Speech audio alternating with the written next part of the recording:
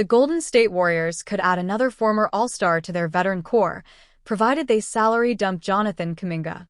Fred Katz of The Athletic reported on July 7 that the Warriors landed on Bradley Beal's shortlist of preferred landing spots after the expected buyout with the Phoenix Suns. According to a league source, the list of teams Beal has thought about includes the LA Clippers, Golden State Warriors, Los Angeles Lakers, and Milwaukee Bucks, Katz wrote.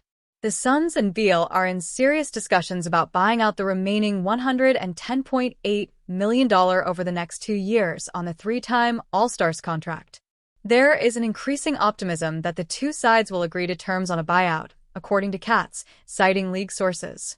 Katz added that Beal has to give back at least $13.8 million to allow the Suns to waive and stretch him.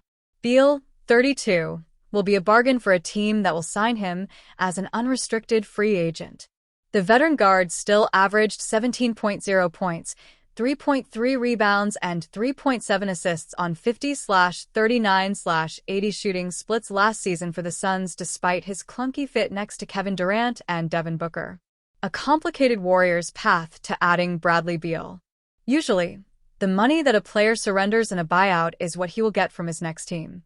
The Warriors could have the most money among Beal's preferred teams. But they have to sign and trade Kuminga without taking back any money so they can gain access to the $14.1 million non-taxpayer mid-level exception. They can also offer Beal to start next to Stephen Curry in the Warriors' backcourt with Jimmy Butler and Draymond Green flanking them. And if Al Horford joins them, as multiple reports suggest, then that will be a star-studded starting five, though it would be the oldest in the league with Beal the youngest at 32. The Lakers could only offer their $5.1 million biannual exception. Plus, their starting backcourt is already set with Luka Doncic and Austin Reeves. The Lakers' crosstown rivals Clippers can offer more, a $5.3 million starting salary. What's left of their $14.1 million mid-level exception after signing Brook Lopez, per Katz, in 2025-26, and a starting role after they traded Norman Powell to the Miami Heat in a 3-team trade with the Utah Jazz earlier.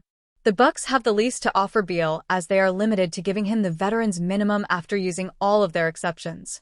Warriors not looking to salary dump Jonathan Kuminga. Despite the Beal buzz, the Warriors are not looking to just give up Kuminga for nothing.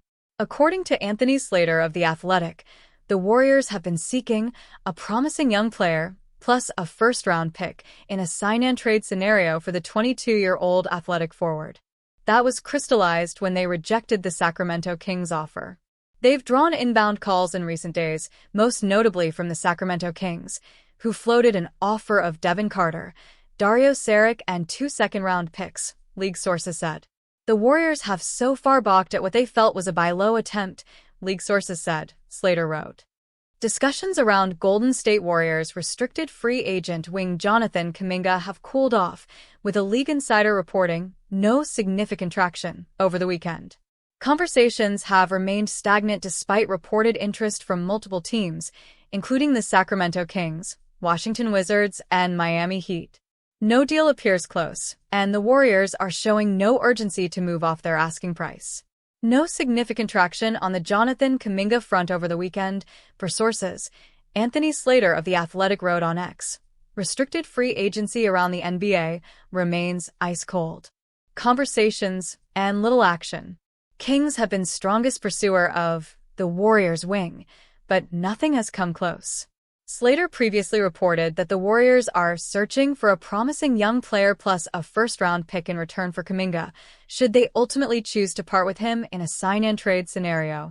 Kuminga, the number 7 overall pick in 2021, is a restricted free agent with a qualifying offer of approximately $7.9 million, which grants the Warriors matching rights.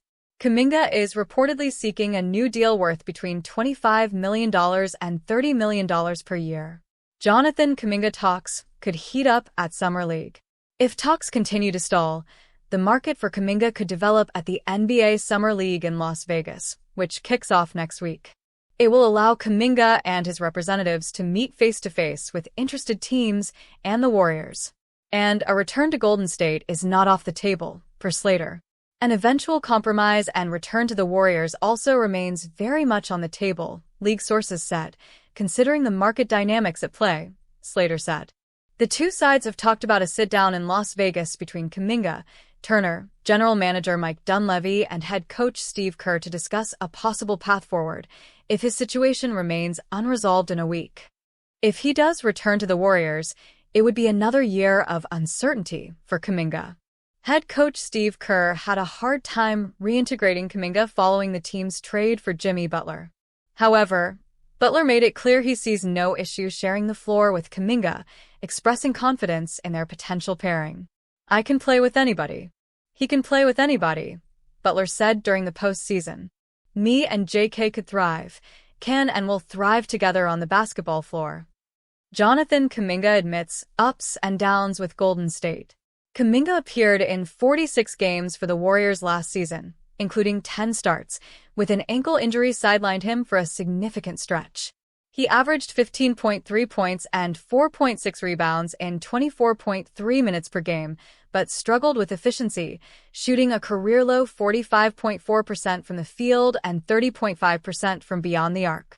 Kuminga saw limited action for most of the postseason and was largely out of the rotation until an injury to Curry created an opening.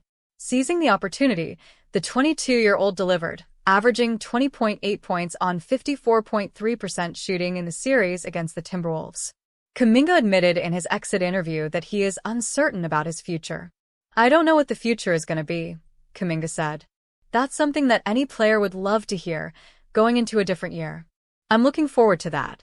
I know it's going to happen. There was some ups and downs. That's how life goes. But I had fun. I had a great time. I enjoy playing here. Yeah, there was some ups and downs." Al Horford is set to enter his 19th season in the NBA next season. For the last 4 seasons, he's been playing for the Boston Celtics, where he has achieved great success, including winning the NBA championship in 2024, the first of his career. Last season with the Celtics, Horford averaged 9.0 points, 6.2 rebounds, and 2.1 assists per game. With the Celtics' future uncertain, Horford is expected to leave Boston for the Golden State Warriors this offseason. Not only is Golden State his preferred destination, the 18-year veteran has recently considered retirement if he doesn't go to the Warriors. With Jason Tatum likely out for next season, the Celtics have already let go of Kristaps Porzingis and Drew Holiday, and Horford is the next domino to fall. Why Horford wants to go to the Warriors.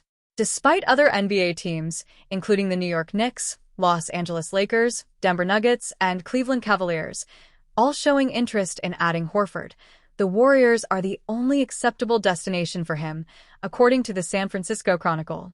Where would Horford fit in on the Warriors? The biggest question for the Warriors when considering signing Horford is whether he is a player who can help the Warriors compete for another title. Horford would be a valuable piece at the center position for the Warriors, especially with the future of Jonathan Kuminga uncertain. Recent rumors suggest that the Warriors could be looking to trade Jonathan Kuminga. He was drafted by the Warriors with the 7th pick in the 2021 NBA draft and continues to improve statistically heading into his 5th season with Golden State. Last season with the Warriors, Kuminga averaged 15.3 points per game, 4.6 rebounds, and 2.2 assists, while shooting 45.4% from the field. If the Warriors want to compete for a championship next season, and they see Horford as a part of reaching that goal, the best possible option is to keep Kuminga. A forward and center group that features Al Horford, Jimmy Butler, Draymond Green, Jonathan Kuminga, and Tracy Jackson-Davis will be an efficient group in the Western Conference if they can stay healthy.